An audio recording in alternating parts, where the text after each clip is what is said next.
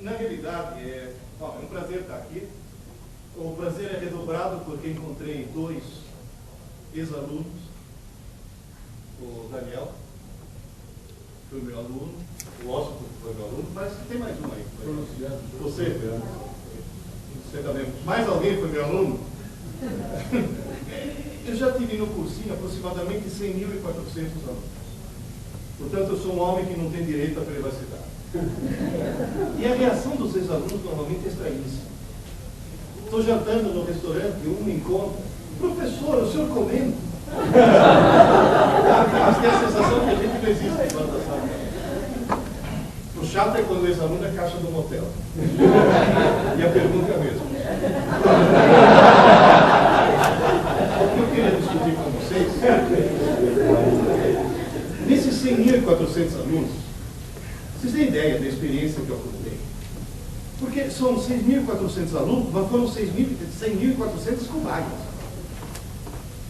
Eu utilizei como cobaia, ostensivamente, eu falava para eles, para perceber por que existe cursinho. A minha grande dúvida é essa: por que existe cursinho? O que se faz na escola oficial de equivocado que depois exige a existência do cursinho? Eu descobri várias coisas, muitas delas coloquei no livro. E há uns 10 anos, mais ou menos, fiz mais uma descoberta fantástica. Descobri que aluno tem cérebro. Não, mas a coisa é grave. Por quê? Porque na hora que eu me pus a estudar neurociência e arregacei as mangas e mergulhei fundo, e vindo não da aula da área de psicologia ou de medicina, vindo da área da informática. Porque na faculdade eu era professor titular de inteligência artificial e configuração de redes neurais. Então, na hora que, na tentativa de fazer um computador pensar, eu fui estudar o único computador que, por enquanto, pensa, que é o cérebro humano. E eu descobri uma coisa assustadora. O cérebro humano é o hardware. Os aplicativos tipo construtivismo seriam o software. A minha pergunta é: são compatíveis? Resposta: não. Ou seja, o que nós temos que pensar é numa nova pedagogia, que aliás intitulei de neuropedagogia. Uma pedagogia que leva em conta as características do cérebro, do aluno. Primeira característica, importantíssima: o ser humano não fala porque pensa. Pensa porque fala. Mas de qualquer forma, eu falo, penso em italiano, em português, em espanhol, em francês, graças a Beth, que era professora de francês, minha ex-mulher, e em inglês, porque a gente é obrigado hoje a falar inglês. Chinês, eu passei um tempão na China, só aprendi a falar tchê-tchê. Mas eu aprendi uma coisa na China que já vou mostrar para vocês, uma coisa importantíssima. E foi na China. Na realidade, eu penso de maneira diferente. Alemão não sei falar, nunca consegui aprender alemão, é uma língua muito hostil. Não sei como é que alemão se reproduz. Não, imagina o seguinte: imagina um italiano que chega para a garota e fala: eu te amo. Ah, cai na conversa. Com francês, I love. O alemão,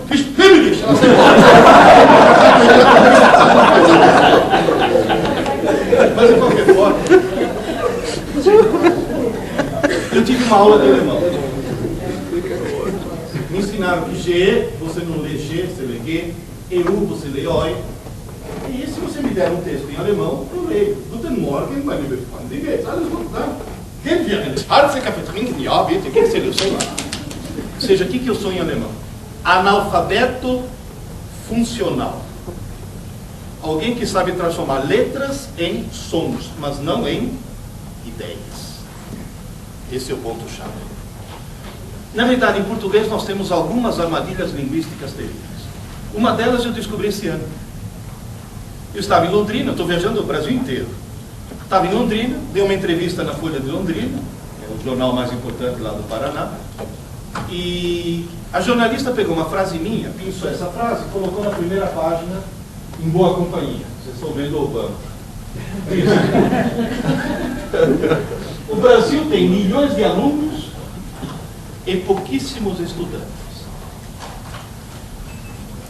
Na minha opinião, a frase era muito óbvia. E ela achou que a frase era uma frase de efeito. Falei, mas por que você estranhou? Ah, professor, todo mundo acha que aluno e estudante seja a mesma coisa. E não é. Aluno é alguém que assiste aula. Estudante é alguém que estuda. E são duas atividades antagônicas. É fundamental. Teve uma mãe que chegou para mim e falou, ah, minha filhinha estuda de manhã. Falei, ah, bom, então ela assiste aula à tarde. Não, ela assiste aula de manhã. Falei, ah, bom, então sua filha estuda à tarde. O senhor não entendeu, ela estuda de manhã. Aí eu parei. Falei, a coisa vai longe. A história vai continuar muito bem. Assistir aula é uma atividade coletiva e passiva. Estudar é uma atividade solitária e ativa. Quem assiste aula absorve, quem estuda produz. Portanto, não só não é sinônimo, como são antagônicas. Uma exclui a outra. E o grande problema dessa armadilha qual que é? Deu o último sinal, acabou a última aula, o que as pessoas dizem? Por hoje eu já estudei. Por hoje você já assistiu a aula, que é a parte menos importante do processo. Falta estudar. Esse é o problema. Existem mais preconceitos. Dessas minhas viagens todas, eu tenho feito palestra para alunos, incrível, de quinta série e alunos de pós-graduação. Todos eles com o mesmo problema. Quarta série não. Na quarta série eles ainda são seres humanos. É na quinta série que começa a desgraça. Tenho feito palestra para professores e muitas palestras para pais. E principalmente na dos pais, muitos pais, assustados com o que eu digo. Ô, professor, não daria para o senhor escrever um livro a respeito disso? Como eu sou exagerado, eu escrevi 3. Pode clicar aí, é meio complicado. Aprender inteligência, que é para alunos. É bom você ler, viu? Já está lendo. Fiz uma sacanagem nesse livro. Já está na biblioteca. Já está? Não, mas eu tenho livro, ele já está. Eu li para ele. Passou para ele. Eu fiz uma sacanagem nesse livro. Eu coloquei uma provinha no fim, não dei a resposta, mas coloquei um e-mail dizendo: me mande a opinião sobre o livro e eu te mando a resposta. Sabe qual é a frase mais frequente? Pena que eu não li antes. E a segunda frase mais frequente, sabe qual que é? Meu consolo é que a culpa não foi minha. Porque a gente, na sala dos professores, como você disse, cadê? Tá aí. Na sala dos professores, a gente mete a lenha nos alunos. Mas se vocês pensarem bem, os alunos são vítimas. Os alunos são aquilo que a gente molda que eles sejam. Ou que a família moldou que eles sejam. O segundo, eu disse que é para os pais. Mentira. É para as mães. A parte mais terrível da escola são as mães. O que elas dão de palpite errado é uma coisa assim fantástica. Eu sempre falo que mãe na escola parece anão em campo de nudismo. Mete o nariz onde não deve. É um negócio assim.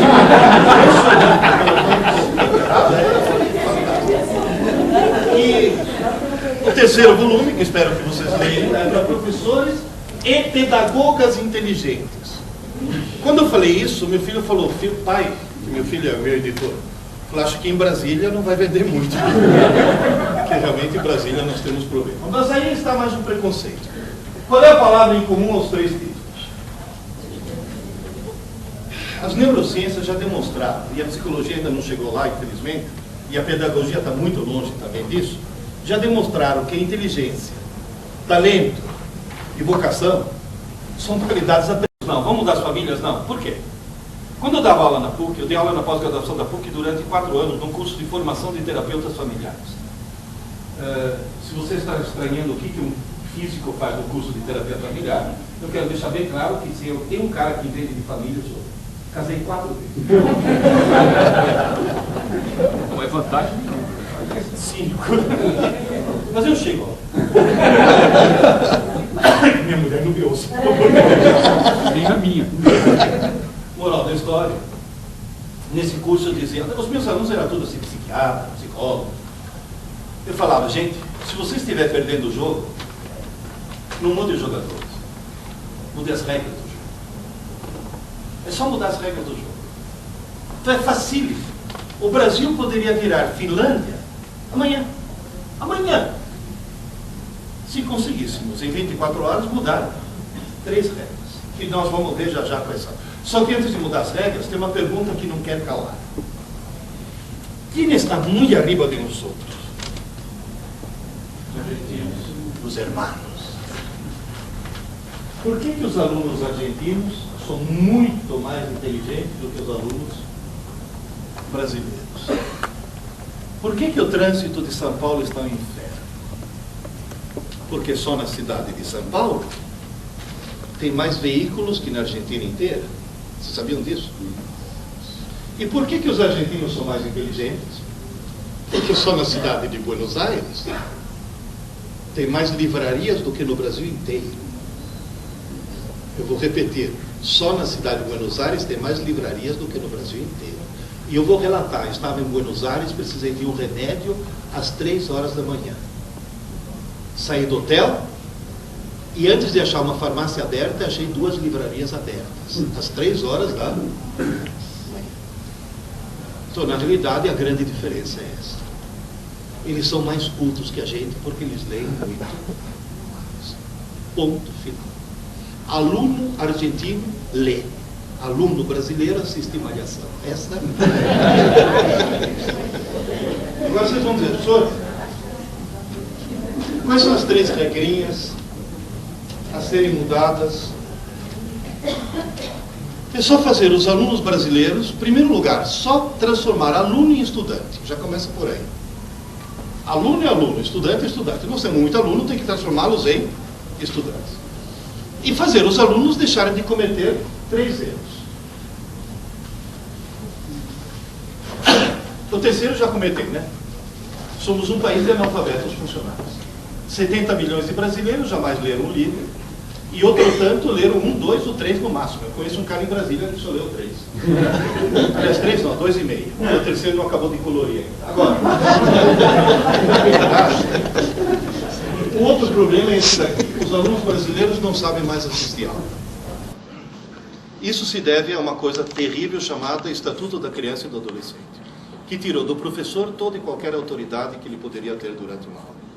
Porque se hoje numa aula o professor chegar e falar, ô seu tonto, cala a boca, que você está atrapalhando os outros, o cara é processado. Ele chamou o aluno de tonto, mandou calar a boca e humilhou na frente dos outros. Infringiu pelo menos 3 itens do estatuto.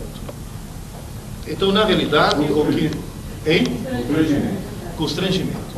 4. Então, na realidade, o que nós temos que fazer, o que é? É criar o estatuto do professor. Fazer o professor, por exemplo, ter fé pública. A palavra do aluno contra a palavra do professor. Quando eu trabalhava como garçom, a primeira coisa que me ensinaram foi: o cliente sempre tem razão. Não é isso? Então, na escola, é o contrário. É o professor que sempre tem razão, mesmo que não tenha. Depois, se não tiver, vai discutir com a direção. Mas, por princípio, o professor tem a razão. E olha, que eu não estou nem advogando em causa própria. Que eu tenho quase 67 anos. Quando completei 60, eu descobri que o Estatuto do Idoso prevalece sobre o da criança e do adolescente. Não estou brincando. Eu posso bater nos alunos. Eu acalentei durante toda a minha carreira. Mas, de qualquer forma, é um problema, sim, terrível. É um problema seríssimo. Agora, o câncer do sistema educacional brasileiro é esse. Estudar para a prova. Porque quem estuda para a prova consegue ir bem na prova, consegue tirar boas notas, consegue passar de ano e consegue um diploma. Só não consegue aprender. Só. Tenta imaginar um cara que me entra na FUVEST no curso de Direito. Vocês concordam que alguém que na escada da inteligência já está num bom lugar, que é muito competitivo entrar em Direito na FUVEST, na USP? Aí o cara passa 5 anos estudando Direito no Largo São Francisco, com a família sustentando. O cara não precisa nem trabalhar. Se forma bacharel em Direito, você vira o diploma dele de bacharel, a menor nota dele foi 8. Um bom aluno. Ele vai fazer o tal exame da ordem e consegue ser reprovado. Consegue ser reprovado no exame da OAB, que cobra o quê? Direito. O que ele fez? Estudou 5 anos do quê? De Direito. Então vamos lá, vai. Pergunta número 1. É alguém lesado mentalmente? Não. Alguém que passou no vestibular da FUVEST competitivo desse jeito? Não é. Segunda coisa, é alguém que fez Direito na Unisquina? Não. Fez Direito no Largo São Francisco. Como é que ele conseguiu ser reprovado? Passou 5 anos da vida dele estudando para a prova, nunca estudou para aprender.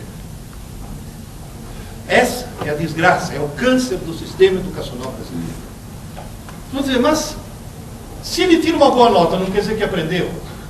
Se ele estuda para aprender, óbvio que vai tirar boas notas. Mas se ele estuda para tirar nota, não quer dizer que tenha aprendido. Existem duas técnicas para tirar uma boa nota sem aprender. Uma é ilegal. Vocês sabiam que vocês na faculdade, se um aluno com mais de 18 anos for pego colando, teoricamente você teria que fazer BO? É ilícito, penal. E eu sempre falo, a frase mais canalha que já escutei desde que estou no Brasil é a famosa: quem não cola não sai da escola. Isso é canalice. Porque o problema de colar não é só um problema técnico, o problema é ético. Se você deixar uma criança de 10 anos colar, quando crescer vira o quê? Senador. Tem que cortar o mal, né? Agora, como é que alguém que não cola consegue tirar uma boa nota sem aprender? A escola marcou uma prova na quinta-feira de manhã. Quinta-feira de manhã tem prova de geografia. Quando é que um aluno normal começa a estudar? A quarta não é normal. Quarta é alguém que tem visão a longo prazo. Na quarta-feira ele chega e fala: mãe, me acorda meia hora mais cedo. Ou na quinta-feira: professora, posso estudar na sua aula que eu tenho prova na aula seguinte? Me dá mais 5 minutos. Por que todo mundo do fundamental, do médio, da faculdade e da pós-graduação estuda mais em cima da hora possível? Para não dar tempo de esquecer. Muito bem. E se tiver tudo fresquinho, dá para tirar nota, não dá? E logo depois? Viva a Tunísia, né? E viva a Tunísia. Vocês percebem, gente, o absurdo que é, a farsa, a palhaçada que virou o sistema escolar brasileiro? Esse é o câncer. Agora vamos ver, quais são as causas? Então vamos ver. Por que as pessoas ficaram mal educadas? Simples.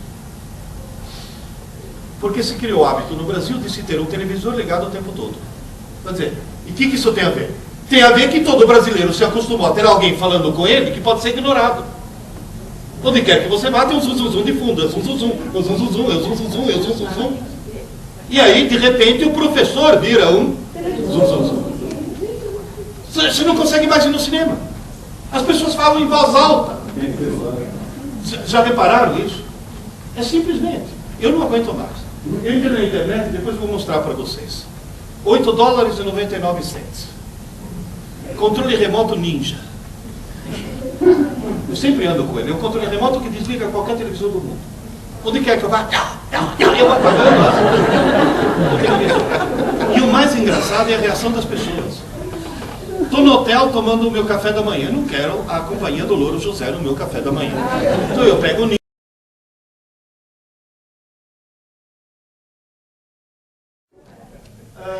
Na realidade, é um prazer estar aqui. O prazer é redobrado porque encontrei 2 ex-alunos. O Daniel, que foi meu aluno, o Washington, que foi meu aluno. Parece que tem mais um aí. Você também. Mais alguém foi meu aluno? Eu já tive no cursinho aproximadamente 100.400 alunos. Portanto, eu sou um homem que não tem direito à privacidade. E a reação dos ex-alunos normalmente é estranhíssima. Estou jantando no restaurante e um me encontra: professor, o senhor comenta? Mas tem a sensação que a gente não existe fora da sala. O chato é quando o ex-aluno é caixa do motel. E a pergunta é a mesma. O que eu queria discutir com vocês, nesses 100.400 alunos, vocês têm ideia da experiência que eu acumulei? Porque são 6.400 alunos, mas foram 100.400 cobaias. Eu utilizei como cobaia, ostensivamente, eu falava para eles, para perceber por que existe cursinho. A minha grande dúvida é essa: por que existe cursinho? O que se faz na escola oficial de equivocado que depois exige a existência do cursinho? Eu descobri várias coisas, muitas delas coloquei no livro. E há uns 10 anos, mais ou menos, fiz mais uma descoberta fantástica. Descobri que aluno tem cérebro. Não, mas a coisa é grave. Por quê? Porque na hora que eu me pus a estudar neurociência e arregacei as mangas e mergulhei fundo, e vindo não da aula da área de psicologia ou de medicina, vindo da área da informática. Porque na faculdade eu era professor titular vestibular de inteligência artificial e configuração de redes neurais. Então, na tentativa de fazer um computador pensar, eu fui estudar o único computador que, por enquanto, pensa, que é o cérebro humano. E eu descobri uma coisa assustadora. O cérebro humano é o hardware. Os aplicativos tipo construtivismo seriam o software. A minha pergunta é, são compatíveis? Resposta, não. Ou seja, o que nós temos que pensar é numa nova pedagogia, que aliás intitulei de neuropedagogia. Uma pedagogia que leve em conta as características do cérebro, do aluno. Primeira característica, importantíssima. O ser humano não fala porque pensa. Pensa porque fala. Mas, de qualquer forma, eu falo, penso em italiano, em português, em espanhol, em francês, graças a Beth, que era professora de francês, minha ex-mulher, e em inglês, porque a gente é obrigado hoje a falar inglês. Chinês, eu passei um tempão na China, só aprendi a falar tchê-tchê. Mas eu aprendi uma coisa na China que já vou mostrar para vocês, uma coisa importantíssima. E foi na China. Na realidade, eu penso de maneira diferente. Alemão não sei falar, nunca consegui aprender alemão, é uma língua muito hostil. Não sei como é que alemão se reproduz. Não, imagina o seguinte, imagina um italiano que chega para a garota e fala, eu te amo. Ah, cai na conversa. Ou francês, je t'aime. I love. O alemão, ela sai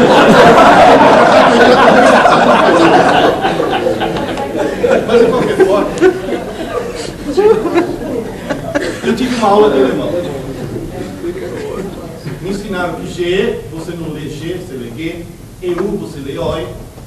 E se você me der um texto em alemão, eu leio. Guten Morgen, meine liebe Freunde. Wie geht's? Alles gut, né? Gehen wir in Schwarze Kaffee trinken? Ja, bitte. O que seria o sonho? Ou seja, o que eu sou em alemão? Analfabeto funcional. Alguém que sabe transformar letras em sons, mas não em ideias. Esse é o ponto-chave.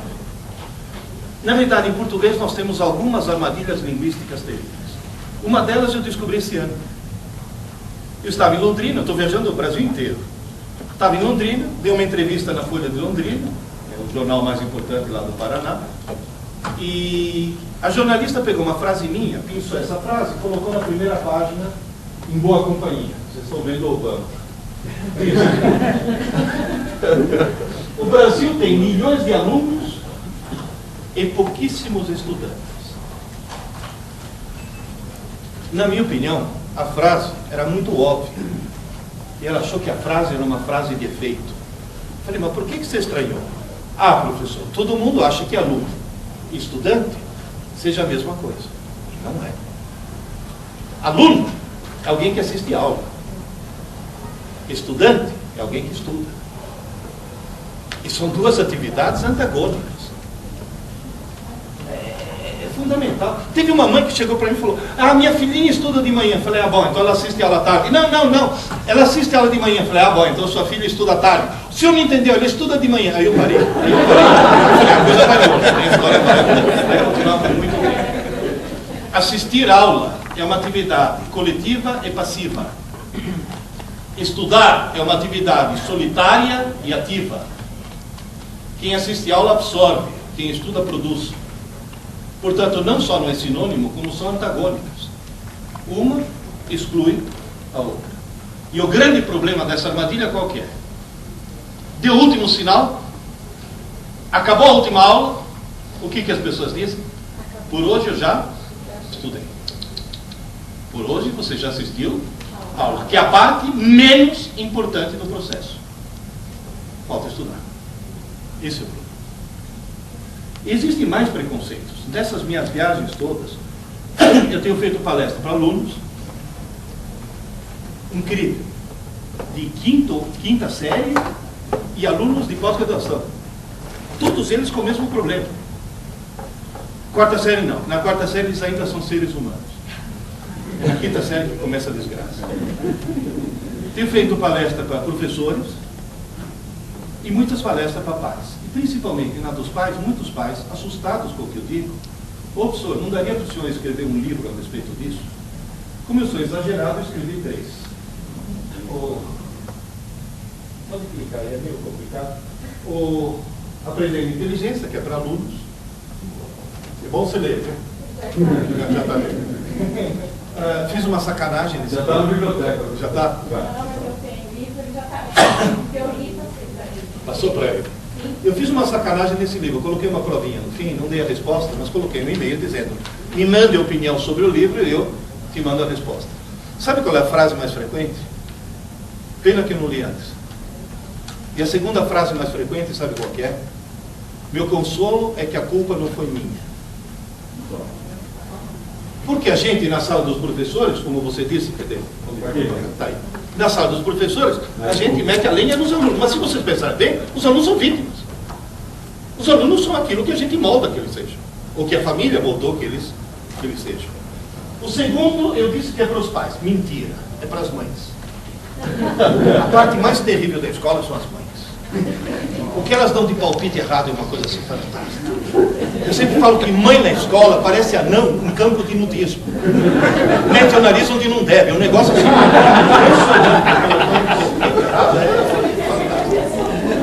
E o terceiro volume, que espero que vocês leiam, é para professores e pedagogas inteligentes. Quando eu falei isso, meu filho falou: pai, que meu filho é meu editor, eu acho que em Brasília não vai vender muito. Porque realmente em Brasília nós temos problemas. Mas aí está mais um preconceito. Qual é a palavra em comum aos 3 títulos? As neurociências já demonstraram, e a psicologia ainda não chegou lá, infelizmente, e a pedagogia está muito longe também disso, já demonstraram que inteligência, talento e vocação são qualidades abrangentes. Qual é a reação dos outros hóspedes? Eles não percebem que o televisor foi desligado. Falta algo. Falta o quê? Eu chego no hotel, me levam para o quarto para mostrar qual é o quarto, o cara carrega minha mala. Qual é a primeira coisa que o desgraçado faz? Liga a TV. Antes até de ligar o ar-condicionado. Vocês percebem? A TV faz parte do dia a dia. Eu fui no Carrefour. Eu moro numa chácara. Pedi ajuda do meu caseiro. Falei: Marcelo, me ajuda a fazer compra, que é muita compra hoje. Vamos lá. No meio das compras bateu a fome. Eu não tinha almoçado, nem ele. Falei: vamos comer um sanduíche. Lá está eu e o Marcelo com o nosso sanduíche, o nosso refrigerante. Sentamos na mesinha, dentro do Carrefour mesmo. Quem é que estava na parede? A Globo. Aí eu peguei o ninja e... Aí o Marcelo começou a rir muito. Ele ria.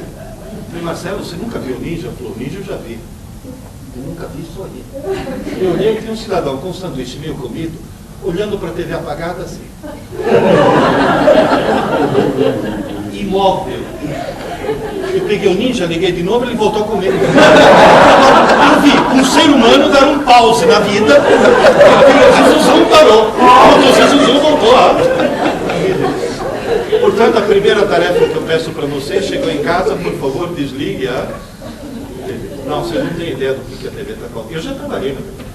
Trabalhei 2 anos na TV Cultura. Eu só não trabalhei no terceiro porque fui preso. Mas, na realidade, entra um pouco. Na época da ditadura militar. Mas, na realidade, vocês não sabem que a TV imbeciliza de propósito. Porque se não imbecilizasse, você não compraria. Ninguém que tenha conservado o mínimo de sanidade mental jamais compraria um cinturão elétrico. Vida choque. Acha que você vai acabar com a vida? Vocês já notaram que não está vendendo mais? Porque você pode enganar poucos por muito tempo, ou muitos por pouco tempo. Você não pode enganar todos o tempo. Todos já descobriram que aquilo é uma fase de angústia. Tive uma mãe em Barra do Piraí. Chegou e falou: senhor, me dá o microfone. Depois, ela pegou o microfone, olhou para as outras mães e falou: como todas vocês sabem, a besta do meu marido. Quando ela falou: a besta do meu marido, agora vai começar a lavar a roupa suja. Aí descobri que não.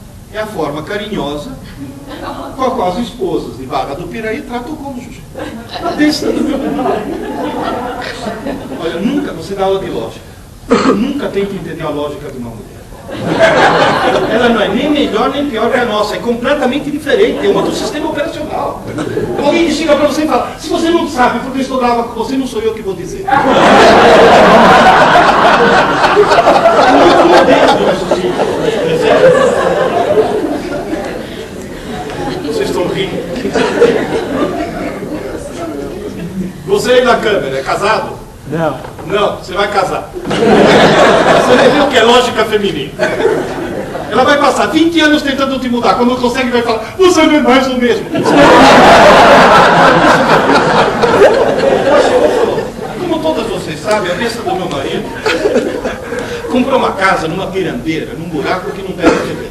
Então o coitado está construindo uma torre de treliça metálica, põe a antena em cima, não pega. Ele sobe mais, põe a antena em cima, não pega. Sobe. Falou, daqui a pouco vai aparecer um anjo, com uma espada em chamas, achando que é Babel 2. Falou, nós estamos sem TV lá em casa há 4 meses. O rendimento dos meus filhos na escola melhorou horrores. Meu marido me redescobriu, e na hora do jantar, nós voltamos a ser uma família. Eu quero dinamitar essa torre. Então, na realidade, eu não estou pedindo para vocês dinamitarem a TV, mas me faz um favor. A TV é um eletrodoméstico. Sabe o que você faz? Liga na hora que tiver teu programa, e quando acabar teu programa, me faz um favor. Desliga. Não deixa ligar. Porque aí você assiste o que você quer, não o que eles querem. Está bem claro? É eletrodoméstico. Se deixa o liquidificador ligado 24 horas por dia, não, de repente dá vontade de fazer uma vitamina, já está ligado. Você liga na hora que precisa. A televisão é a mesma coisa. E hoje em dia está acontecendo uma coisa mais grave. Além do televisor, agora tem o videogame. E agora tem o computador. Você sabia que computador não pode ser colocado no quarto do filho? Você sabe o que está causando o computador? Um rebaixamento de QI. Isso provado por um médico psiquiatra de Londres. O computador usado de forma compulsiva produz um rebaixamento de QI que é o dobro do que se a criança ou o jovem fumasse maconha. E segunda coisa, está produzindo hiperatividade e falsos positivos de hiperatividade. Então, na realidade, o computador fica na sala para ver a que horas que liga, a que horas que principalmente o que está sendo acessado, porque a coisa está saindo do controle. Mas por falar em computador, o melhor computador do mundo está dentro do crânio de todo mundo. É chamado encéfalo, como chamam de cérebro. Na realidade, o nome certo seria encéfalo. Na realidade, aqui, por exemplo, no sistema límbico, é uma região onde é muito fácil colocar uma informação, mas é muito fácil perder. No livro 1, eu faço a analogia com a memória RAM do computador. É como se fosse a memória RAM, certo? Você põe informação, apaga, põe informação, apaga. Você apaga coisas que você colocou segundos antes. Você está sentada na sala, com a perna direita cruzada sobre a perna esquerda. Levanta, vai decididamente para a cozinha, e para no meio da cozinha, fica que nem um idiota se perguntando o que eu vim fazer aqui. Já aconteceu com todo mundo. Quanto tempo se passou? Segundos. E já subiu. E o que tem que fazer para lembrar? Aí não adianta buscar a inspiração da geladeira. Você tem que voltar e ficar na mesma posição. E nesse momento você diz, eu tenho sérios problemas mentais. E tem. E tem porque nessa região daqui mora um pequeno idiota. Só para vocês perceberem a existência de nosso pequeno idiota interior, o sistema límbico é a primeira parte do cérebro que acorda pela manhã. E assume o controle por pelo menos 10 minutos. Vocês já repararam nos primeiros 10 minutos depois que você acorda, quanta bobagem você faz? Eu já vi um filho meu calçar 2 meias no mesmo pé e procurar outra. Eu tenho uma filha loira, inteligentíssima, como esmagadora a maioria das loiras, por isso que tem piada de loira, porque todo mundo morre de inveja das loiras. Só que ela é inteligentíssima 15 minutos depois que acordou. Porque ela me entra na cozinha, falando do celular. Abre a geladeira, pega a caixinha de leite, guarda o celular e já chega. Eu falei, Luísa, é perecível? Bom, eu sou o recordista da família. De manhã cedo eu acordei, fui ao banheiro e escovei os dentes com hipogloss. E alguém lá em cima tentou me avisar, eu estava duro disso aí. Falei, deve ter, tá velho essa parte. Agora, a boa notícia é qual que é? E se dentro de cada um de nós aqui mora um idiota, dentro de cada um de nós aqui mora um gênio. Quando eu dava aula de engenharia da computação lá na Unisant, eu passei para os meus alunos a seguinte tarefa. Cada neurônio do córtex equivale a alguns kilobytes. Um cérebro humano adulto tem 300 bilhões de neurônios. Neurônio não pensa. Quem pensa são as sinapses, as ligações entre os neurônios. Um cérebro humano adulto tem aproximadamente 100 trilhões de sinapses. Dimensione quantos computadores de última geração você precisaria ligar em rede para simular o córtex humano. Resposta, no mínimo, 15 mil. 15 mil. Vocês têm ideia do que quer dizer isso? Então, em primeiro lugar, para dentro do dinheiro. E colocar 15 mil computadores em 1,5 litro, isso sim que é nanotecnologia. Você sabe o que quer dizer isso? Que no fundo, todo mundo é um gênio. Alguns bem no fundo, mas todo mundo é um gênio. O cérebro humano tem uma capacidade incrível. Se alguém estudar 10 horas por dia, cuidado que eu disse estudar e não assistir aula, hein? Todos os dias da semana, sábado e domingo inclusive, todas as semanas do ano e todos os anos de sua vida, essa pessoa esgota a capacidade de processamento do seu córtex em aproximadamente 4 séculos. Quanto tempo nós vamos viver? Se você for uma Dercy Gonçalves, se você for Oscar Niemeyer, 1 século. Eu pretendo morrer aos 96 anos, variado por um marido ciumento. Esse é o primeiro. 4 séculos significa o quê?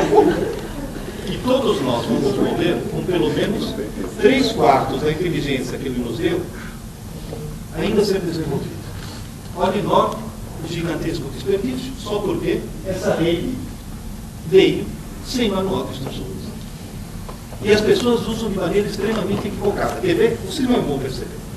Escrever no idiota é fácil, mas apagar é fácil. Escrever no gênio é mais difícil, mas depois que você escreveu aqui, isso não apaga nunca. Então aqui você escreve, apaga. Escreve, apaga. Aqui você escreve e não apaga. Pergunta. Na hora que um aluno estuda o mais em cima da hora possível para fazer a prova, para não dar tempo de esquecer, está colocando as informações do idiota no gênio. E viva a Tunísia. Você vê o cara entrar na sala de aula para fazer prova, o cara entra assim.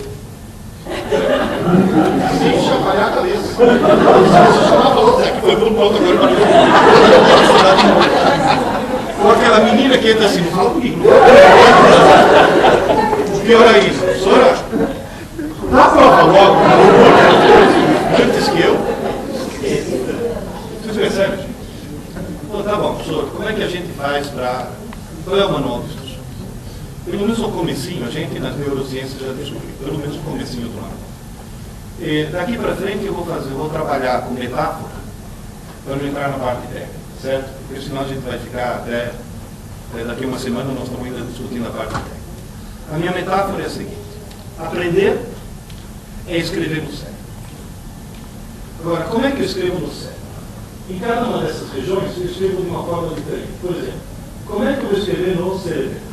É como se eu pegasse um formão e um martelo e em uma laje de mármore eu fosse cavando letra após letra. Demora. Escrever uma frase é um negócio muito demorado. Dou martelada no dedo. É um sistema altamente ineficiente. Mas tem uma vantagem. Qual que é? Se não apaga nunca. Por exemplo, andar de bicicleta. Levanta a mão que levou algum tombo para aprender a andar de bicicleta. Quem não leva tombo sabe andar de bicicleta. Moral da história. Por que levamos tantos tombos? Porque foi difícil. Letra após letra, dia após dia, tombo após tombo. Agora você fica 30 anos sem subir numa bicicleta. Daqui a 30 anos você sobe. O que vai acontecer? Você sai andando. Sai andando. Moral da história, você pode dizer o que? Eu aprendi a andar de bicicleta. Porque aprender é aprender para sempre. Um dia eu estava atravessando a Avenida Paulista com um dos meus filhos. Era o 5.2. Ele tinha 14 anos. É o quinto filho do segundo casamento. O 5.2 chegou para mim e falou: pai, o que está escrito no alto daquela igreja? Era o Colégio São Luís, sabe a igreja do Colégio? O que é aquele Deo in honorem Sancti Aloisi? Eu falei: o que é isso, pai? Eu falei: é latim.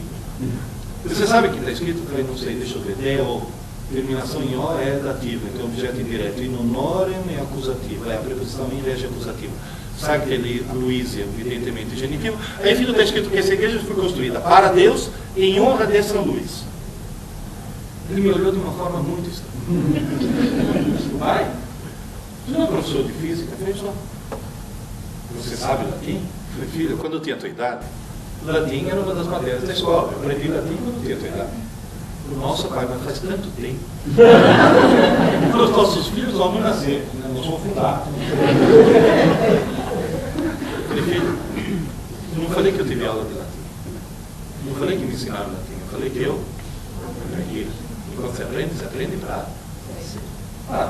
Lá no ano, quebrando do pau com o Sorocaba, não sei se você chegou a ter aula com ele. Eu falei, Sorocaba não é uma coisa possível. Você escreveu.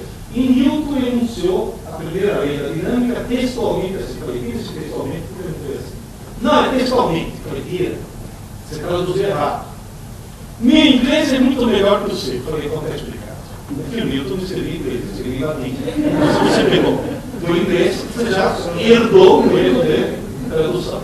Eu falei, como é a original? Eu falei, corpus omni perseverare status suo crescente, ver movente uniforme ter indirecto, nisi quatenus avibus impressos coditus statum nihil mutare. O senhor Cabo deu para mim e falou, amém?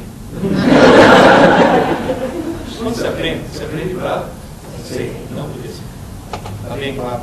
Não é bom, professora, para aprender uma coisa para sempre, uma coisa tão penosa assim, cavar na laje do árvore, letra após letra. Para você aprender, por exemplo, no sistema límbico, é como escrever na areia da praia, no rascunho. Só que tem dois problemas. É fácil escrever, mas está ventando e toda noite, ao dormir, a maré sobe e apaga tudo. Repito, apaga tudo. Você passa o dia escrevendo na praia, à noite, na hora que você dorme. Portanto, o processo de aprendizagem vai de maré a maré. Se nesse intervalo não acontecerem as coisas certas, o dia está perdido. E tem que falar, professor, por que apaga tudo? Porque amanhã, quando você acordar, você precisa de uma praia limpinha para poder escrever o dia seguinte. Quem já passou uma noite clara sabe muito bem que no dia seguinte fica meio roubado. Porque a maré não subiu. Então apaga tudo. Você passa o dia inteiro escrevendo na praia. Blá, blá, blá, blá, blá, blá, blá, blá, blá. Quando a praia está cheia, a reação é sono. Sono não é corpo cansado. O corpo não sente sono. Sono é cérebro entupido. Eu sempre vou falando, olha, vai dormir para a maré subir, porque eu preciso depois que essa praia fique limpa, senão amanhã não vai dar para viver o dia normalmente. Tem gente que fala, mas professor, se não cabe mais nada na praia, não está na hora de escrever nos 15 mil computadores? Que bom seria. Acontece que o córtex humano não consegue chupar cana e assobiar ao mesmo tempo. Se ele está no modo leitura, ele não está no modo gravação. Se ele está no modo gravação, não pode estar no modo leitura. Quando é que ele está no modo leitura? Quando você está acordado e está buscando informações dele. Aí não dá para gravar. Quando é que ele está no modo gravação? Quando você está desacordado. Não está lendo mais, ou seja, quando você está dormindo. Tentar ler alguma coisa no córtex humano, enquanto a pessoa está acordada, tentar escrever alguma coisa, é como tentar trocar o pneu de um carro com o carro em movimento. Se o carro está no modo andar, não está no modo trocar pneu. Se está no modo trocar pneu, não está no modo andar. Portanto, com certeza, se você quiser passar da memória RAM para o HD, que seria, faz o papel, o córtex faria o papel de HD, você tem que dormir. Na hora que você dorme, se você for medir a atividade elétrica do cérebro, você vai notar que assim que você adormece, cai quase a zero. É o chamado sono profundo ou sono sem sono. Nesse momento você tem que ir ao cachorro em coma. De repente começa o chamado sono REM, REM de Rapid Eye Movement, movimento rápido dos olhos. Nesse momento você está sonhando. Depois vem mais sono profundo, sono. Sono profundo, sono. Sono profundo, sono. Durante a noite, o teu cérebro tem uma atividade frenética. Durante a noite, o teu cérebro não para de funcionar. Vai alternando. É uma atividade louca, mais do que agora quando vocês estão acordados. Tem cara que fala, mas eu nunca reparei. Sim, você está dormindo. E pelo fato de estar dormindo, portanto estar inconsciente, as pessoas não valorizam o sono. não sabem as atividades fundamentais que acontecem durante o sono. Vou citar só uma. As neurociências já descobriram que durante o sono REM, e somente durante o sono REM, é que são secretados aqueles enzimas que são indispensáveis para a transformação de memória a curto prazo em memória a longo prazo. Então, o salvar acontece quando? Quando você sonha. À noite, vocês não dormem para descansar. Descansar, vocês estão descansando agora, estão sentados. À noite, você dorme para sonhar. E você sonha para resetar o cérebro. Você sonha para fazer manutenção do cérebro. E, obviamente, é uma manutenção inconsciente. Você está dormindo. Você passou o dia escrevendo na praia. Tudo que você escreveu não está em baixo relevo? Está afundado, não está? Está em baixo relevo. Aí entra em ação um mecanismo automático que chama encarregado da manutenção, que olha o que está em baixo relevo, joga cimento fresco em cima que penetra em todas as frestas, endurece, retira uma placa em alto relevo, dura, e essa placa é levada para um gigantesco armazém chamado córtex. E não vai apagar nunca mais. Agora, se você quiser que isso daqui seja copiado, bem legível, primeira coisa, carca fundo. Na hora de escrever na praia tem que carcar fundo, para isso daqui sair bem alto. Está bem claro isso? Agora, cuidado que há uma diferença enorme entre aquela laje de mármore, onde você cavou letra após letra, e essa placa, volta só um instante, e essa placa de concreto que você colocou aqui. Qual é a enorme diferença? Na laje de mármore você escreveu o que você queria. Na placa de concreto, quem manda é esse cara aqui. É o inconsciente, não é um processo consciente. Portanto, durante o dia, você passa o dia escrevendo aqui. À noite a maré sobe, joga a maior parte das coisas no lixo e apenas uma pequena placa é gravada aqui, gerando pouco conhecimento. Você recebe muita informação e gera pouco conhecimento. O que eu falei dos degraus da escada da inteligência bem no começo do papo? Como é que se adquire conhecimento? Pouco a. Eu vou dar um exemplo, não estou dizendo que vocês na escola têm que fazer isso. Tente imaginar um curso médio com 30 aulas por semana. Tudo bem? Você pode dar 6 aulas todas as manhãs, de segunda a sexta, ou 5 aulas todas as manhãs, de segunda a sábado. Independentemente do que é mais prático, ou até em termos de marketing, o que é mais eficiente em termos didáticos? 6 aulas por semana durante 5 dias, ou 5 aulas por semana durante 6 dias? 5 aulas por semana. Por quê? A quantidade de conhecimento que o seu cérebro humano é capaz de adquirir por dia é pequena. Está claro isso? Como é que se adquire conhecimento? Pouco a pouco, gota a gota. Como loira toma iogurte.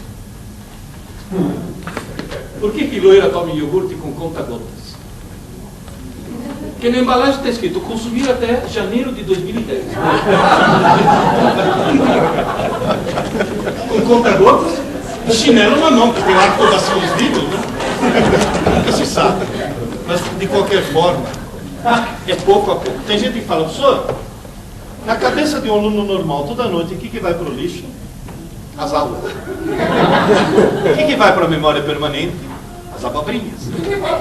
A habilidade é fantástica. Por exemplo, um professor de geografia dá uma aula importantíssima. No meio da aula conta uma piada. 2 meses depois, o que o desgraçado lembra de toda aquela aula? E quanto mais idiota for a piada, mais. Minha filha loira mora em Brasília. Ela faz interurbano para me contar piada idiota. Vocês acreditam? Me liga, interurbano. Pai, como é a torcida do time das loiras? Como é, Luiz? É assim, pai. Sou loira, loira, loira, loira, loira. L, O. Sou loira, sou loira. Aí ela me liga. Pai, vou para São Paulo te visitar. Você vem me pegar no aeroporto? Eu falei, vou te pegar. E me conta, vai. Qual é a última de loira? Tem uma ótima que não dá para contar por telefone. Olha, que foi receber, eu estava curioso, né? E qual é a tal piada? Falei, por que toda loira que mora perto de uma cachoeira tem orelhas de abano e a testa vermelha? Falei, por que ela tem orelhas de abano e a testa vermelha? Ela falou, pai, porque ela mora perto de uma cachoeira. Toda manhã, quando ela acorda, ela fala, que barulhão é esse? É a cachoeira. É a piada mais idiota. Eu já escutei em toda a minha vida. Eu escutei uma coisa estúpida. Agora, olha bem no meio dos meus olhos. Adivinha aqui que vocês mais vão lembrar dessa palestra. Vocês vão dizer, mas como é que eu faço para fazer as aulas serem gravadas também? Simples. Esse truque foi descoberto em vários lugares do mundo, em várias épocas. Por exemplo, em 1953, um pai japonês desesperado descobriu que o filho dele não conseguia aprender matemática. A sorte foi que foi naquela época que as psicopedagogas não tinham essa mania da descalculia. Porque hoje, bota descalculia, pronto, nunca mais vai aprender matemática. Aí esse pai desesperado, o que fez? Montou toda uma série de exercícios partindo do princípio que nenhuma escada é alta demais se os degraus forem... Mas o nome desse japonês era Toru Kumon. Foi descoberto na Finlândia, foi descoberto em São Paulo por 4 jovens engenheiros, Simão Feigenbaum, química, já falecido, Carlos Magno, desenho descritiva, já falecido, Emílio Gabriades, física, ainda vivo, e Abraham Bloch, matemática, ainda vivo, lá na Israel. Esses 4 jovens engenheiros montaram um cursinho para preparar os alunos para entrar na escola politécnica no vestibular de dezembro. E a primeira aula era em março, e eles descobriram uma coisa fantasticamente assustadora. Davam 4 aulas maravilhosas em março, no dia seguinte só tinham sobrado as piadas. E o vestibular em dezembro. Aí na base da tentativa e erro, porque nenhum deles sabia nada de neurociências, nem o próprio Toru Kumon sabia, mas na base da tentativa e erro, usando muita intuição, descobriram o quê? Que se no mesmo dia, a minha metáfora, antes que a maré suba, os alunos fizessem exercícios de aplicação e fixação daquelas aulas que tiveram, que na minha metáfora seria o quê? Durante a aula escreveram de leve, são alunos. Na hora da tarde, na tarefa, carca fundo, repassando o que estava de leve, repassa agora fundando bem, não são mais alunos, agora são estudantes. Eles descobriram que as aulas estavam lá no dia seguinte, no mês seguinte, em dezembro, no ano seguinte, e se vocês fizerem um exame de consciência, vocês 3, é capaz de você recordar de aulas inteirinhas que você teve há 35 anos atrás, porque tem uma laje de concreto, em alto relevo, que está lá. Então eles inventaram um slogan de 4 palavras, muito tempo depois eu acrescentei aqui. O slogan está, depois me faz um favor, Washington, mostra a cadernetinha depois para eles, com aquela primeira página, com as 4 palavras. Depois eu acrescentei aqui. As 4 palavras são, desde aquela época, aula dada, aula estudada. Eu acrescentei a 5ª palavra, hoje. Antes que a maré suba. Toda aula assistida hoje tem que ser uma aula estudada hoje. Ou seja, assistiu a aula hoje, é aluno, tem que estudar a aula hoje, é estudante.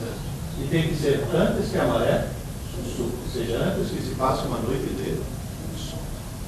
Agora, cuidado. Quem assiste a aula pela manhã, faz a tarefa à tarde. Quem assiste a aula à tarde, tem que fazer a tarefa à noite, e não na manhã seguinte. E quem assiste a aula à noite, ou vai dormir meia hora mais tarde, ou o curso noturno é estruturado de tal forma que você faça aqui dentro mesmo a tarefa. Quer dizer, o cara teve aula e logo em seguida ele faz a tarefa aqui mesmo. Nem que seja na forma de prova, para obrigar o cara. Tem que obrigar, mas assim não é espontâneo. Gente, tem 2 maneiras de fazer um burro andar com uma cenoura. Se colocar a cenoura na frente não adianta, tem que usar a segunda opção. Não tem jeito. Tá claro isso. Depois você censura isso, viu, Davi? Moral da história. Antes que a maré suba. Não tem jeito. O grande drama dos cursos noturnos qualquer. E todo ciclo de aluno, estudante e sono, no caso do curso noturno, está tudo condensado no fim. O cara tem que ser aluno e estudante em poucas horas. Ao contrário de um aluno, por exemplo, que assiste a aula pela manhã, que é a tarde toda, etc. Mas mesmo assim, insisto, tem que ser antes que se passe uma noite de sono. Ou, cuidado, antes que se passe um longo período de sono. Porque tem gente que tem filho adolescente, que chega em casa, almoça, se der uma cochilada de 15 minutos, a maré não subiu. Eu cochilo 15 minutos. Então, tem aluno que não, chega em casa, almoça, dorme que nem um porco durante 5 horas, acorda todo embaçado, que parece que tem algodão no cérebro, e as aulas já foram parar no lixo. Como é que eu faço com meu filho adolescente? Simples, 3 dias de tratamento de CAG. 3 dias de CAG. Copo de água gelada. Dormiu depois do almoço, ótimo, deu 15 minutos, não é água fria, é água gelada. No segundo dia, 15 minutos, terceiro dia, no quarto dia. Ele ouve teus passos se aproximando. Não, já contei. É que se não dá para ensinar, tem que adestrar. Existe o momento da aula e muito tempo depois o momento da prova. Aproximadamente 1% dos alunos brasileiros estudam no dia da aula e 99% estudam na hora da prova. Esse, infelizmente, vive a Tunísia. Qual é o melhor sistema educacional do mundo? Finlândia. Na hora que o Ministério da Educação descobriu que a Finlândia é o melhor sistema educacional do mundo, pegaram as pedagogas de Brasília e mandaram fazer o estágio na Espanha. Na Espanha. A última moda é catalã. Querida, você não sabe o que está acontecendo embaixo do gol? Eu fui para a Finlândia. Conselho: jamais vá para a Finlândia no inverno. Existe uma coisa, eles têm inclusive uma coisa chamada depressão sazonal. O índice de suicídio é altíssimo. Sabe o que é? Não é o frio, falta de sol. O sol nasce às 11 horas da manhã e se põe às 2 da tarde. Você imaginou? 10 horas da manhã é noite. 11 horas nasce um pálido sol que faz pronto, 2 horas já é noite. E eles bebem, eles mamam uma vodka, que é um negócio assim impressionante. Eu fiz amizade com o professor finlandês, falei, viu? Mas por que você bebe tanto? Ele falou, não, jamais bebo de dia.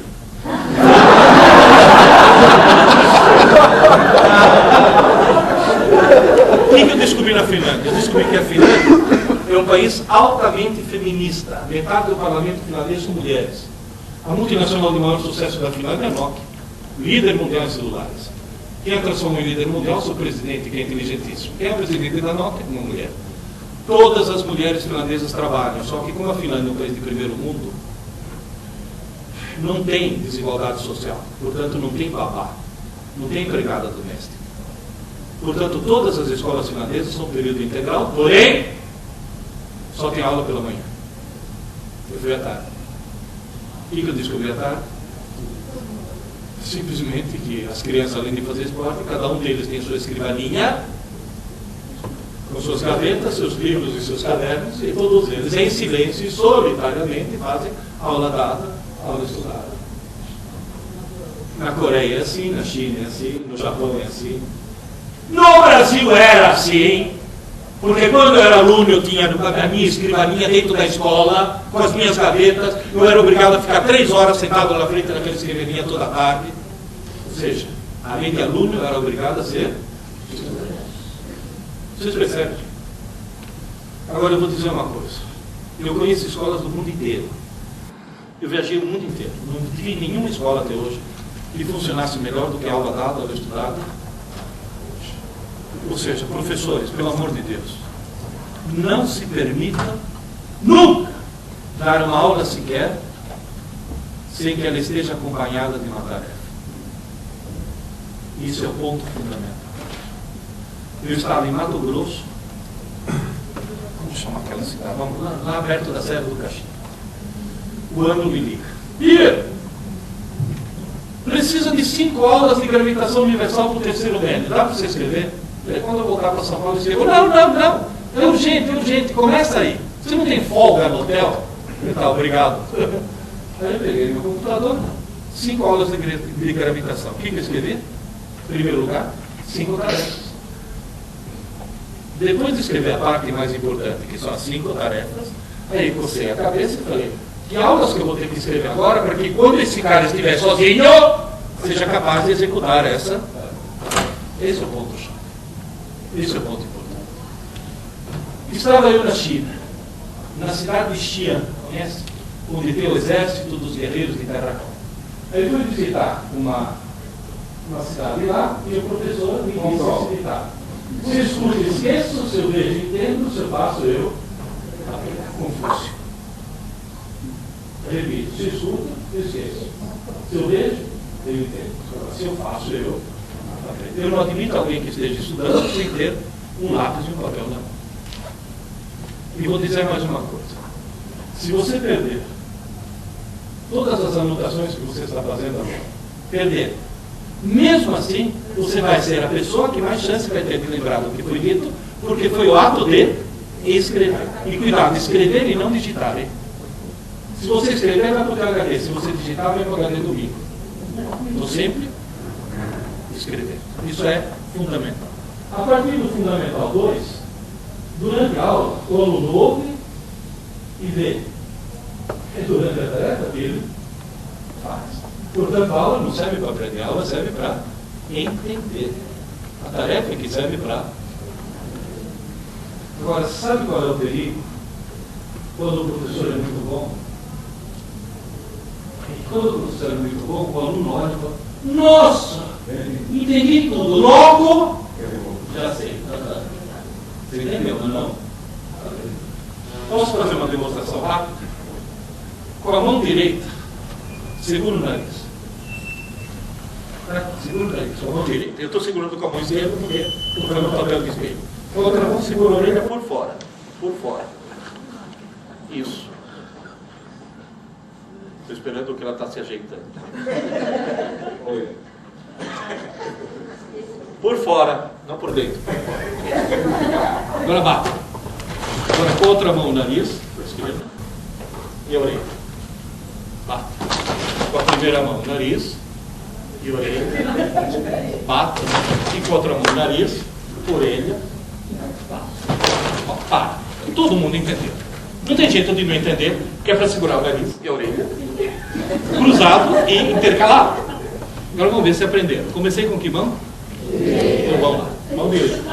Pronto? Agora comigo. 1, 2. Tenta não enfiar o dedo no olho. Vamos lá. Peraí. O que vocês sentiram na perna? Entenderam uma coisa? Aprenderam? Então o que vocês têm que fazer hoje, saindo daqui, ficar na frente do espelho 15 minutos, primeiro bem devagar, depois cada vez mais depressa, tranque a porta do banheiro. E amanhã, espera, agora nós fizemos a aula da, em casa você vai fazer a aula, estudar, depois você vai dormir, para fixar. Amanhã, quando vocês encontrarem os outros professores que não puderam estar aqui, e a palestra ontem, o que o professor mostrou? É uma coisa que preocupa.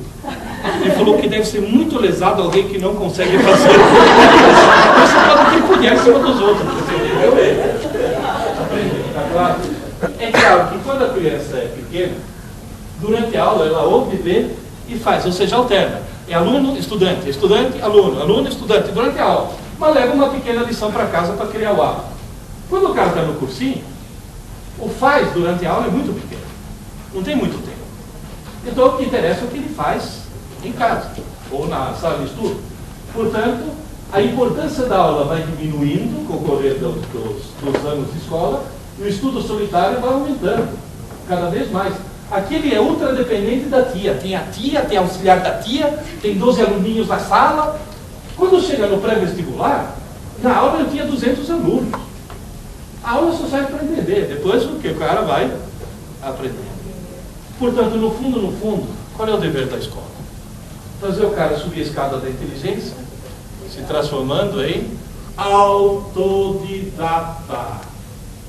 Ninguém aprende coisa alguma se não for autodidata. Só que tem um pequeno problema. Só consegue ser autodidata alguém que tem uma boa interpretação de texto e um bom vocabulário. E só consegue ter interpretação de texto e vocabulário quem lê muito. E só lê muito ou quem lê por Brasil.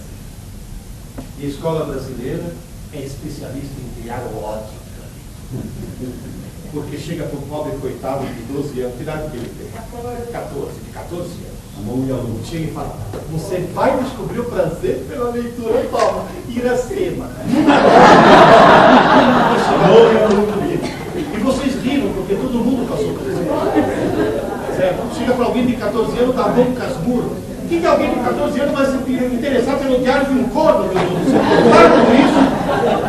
Tem que criar o prazer pela leitura. E o prazer pela leitura é criado dando opção de escolha. Não obrigue nunca ninguém a ler. Por obrigação, até sexo é desagradável. Sempre dê opção de escolha. Nem que seja para ler, sei lá, Crepúsculo. As meninas agora todas estão lendo Crepúsculo. Eu tentei ler, cheguei na metade e não aguentei. Mas elas aguentam, então deixa elas ler. Eu não aguentei, teve uma luta que se eu não vai terminar, eu falei, o dia que eu menstruar, eu vou terminar. E o computador de cromosoma XY você vai capaz de terminar um negócio desse. Mas encontrei foto. Meu filho, 4.2. 15 anos de idade ele tinha. Ele chegou para mim e falou: pai, estou muito preocupado. Eu falei: por que, Adriano? Ah, pai, eu descobri que não é que eu não gosto de ler. Eu odeio. Obrigado, agora que está preocupado sou eu. Falou: pai, você lê muito, né? Eu leio muito. Todas as minhas irmãs leem muito bem, todas as tuas irmãs adoram. Todos os meus irmãos também leem muito bem, todos os seus irmãos também adoram. Pô, pai, eu sou o único da família que lê. Será que eu vou ficar burro? Eu falei: não, meu filho, você já é.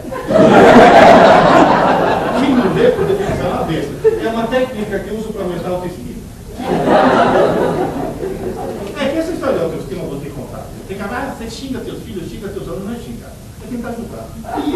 Não, você lembra a história da menina que fez 18 anos, comprou carta de motorista, ganhou o carrinho do papai, saiu na estrada toda se achando o máximo, está escurecendo. De trás do morro tem uma curva em que aparece um carro que acende a luz baixa. Ela acende a luz baixa. Eu também tenho.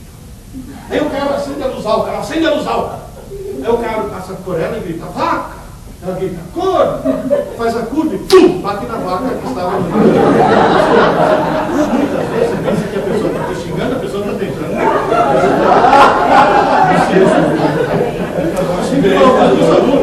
Se eu te chamo de idiota, eu nem insulto, eu digo: nossa. O primeiro passo é para o moral da história. Pô, pai, mas eu já li um livro. Com 15 anos eu tinha lido um livro. Aliás, algumas semanas depois eu fui ler. Me fui obrigado pela escola a ler esse livro. Se fosse o primeiro livro da minha vida, eu seria semi-analfabeto até hoje. Eu nunca vi uma coisa tão horrível.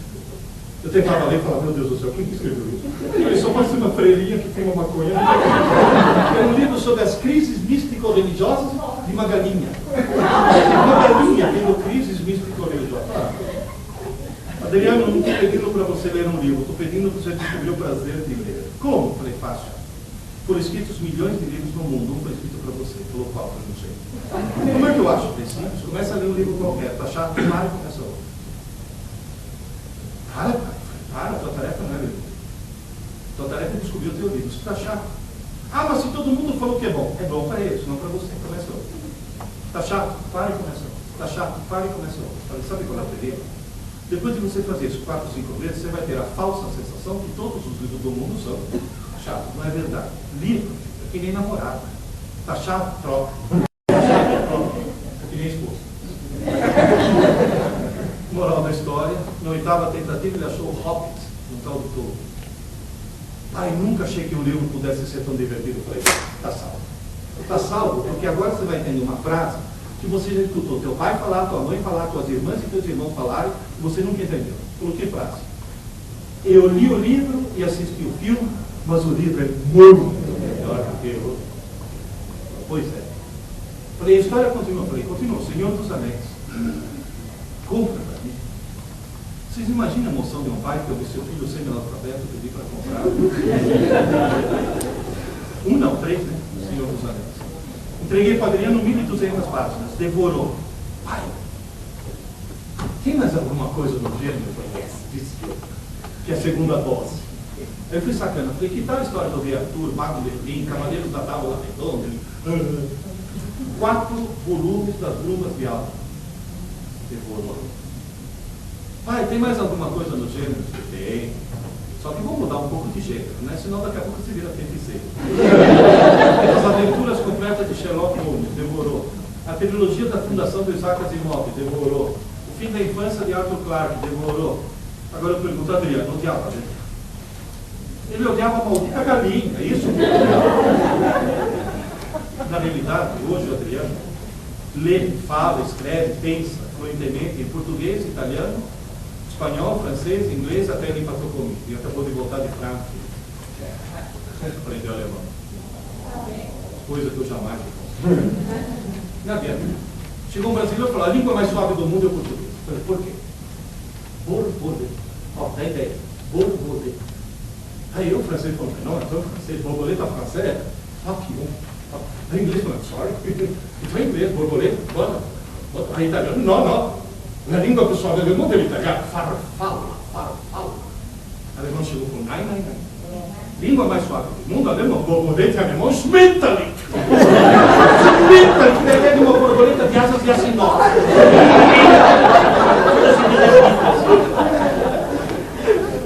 O Adriano não é formado em administração de empresas e hoje é diretor de uma editora. Se vocês pegarem o livro, no expediente, está lá, diretor editorial, Adriano Fromer. Tá lá. Ou seja, veja a importância que tem o livro. Hoje ele adora. Portanto, é criar o prazer pela... E atenção, hein? Isso é dever de todos os professores, não dos professores de português. Coitado. Todos os professores. E vou dizer mais uma coisa. Eu viajo muito. Quando a aeromoça chega e fala: em caso de despressurização da cabine, máscaras cairão. Puxe para liberar o fluxo de oxigênio. Coloque sobre o nariz a boca, prenda com elástico, e se tiver uma criança ao seu lado, coloque a máscara primeiro em você para poder ajudar a criança. Está passada a mensagem? Quer que o aluno leia? Leia, torne-se um leitor. Eu vou encerrar lendo esse e-mail rapidamente. Não vou ler o e-mail inteiro.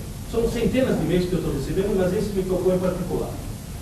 Me chamo Paulo, estou lendo o segundo bloco, tá, gente? Me chamo Paulo, sou de Salvador, Bahia, tenho 21 anos e, infelizmente, ainda não passei no vestibular da Federal e da Estadual para o curso de Direito. Agora sei porque até hoje não passei. Estudei errado a vida toda. Agora ouça essa frase. Desde pequena sempre fui a melhor aluna da sala. Porém só estudei para tirar boas notas. Descobri que nunca aprendi de fato. O resultado foi um fracasso vergonhoso nos vestibulares.